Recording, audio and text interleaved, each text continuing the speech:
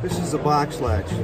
It's designed to slip right between the flaps of the box to temporarily close it without the need for tape. It can be slid in or pushed on. When it's pushed on, it's this easy to open and close the box without the need for tape. This is our medium-sized box latch. This is our large. Our medium works on single wall boxes like this. Our large works on single, double, and triple wall boxes. As you can see, we've also added a couple holes in the large box latch.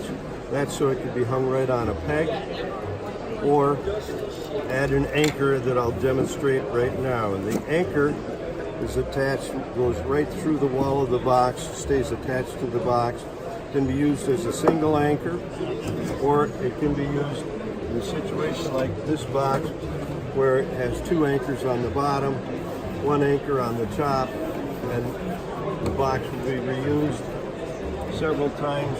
In the process, it'll be flattened and then rebuilt the shape of the box and flattened again and again for multiple uses.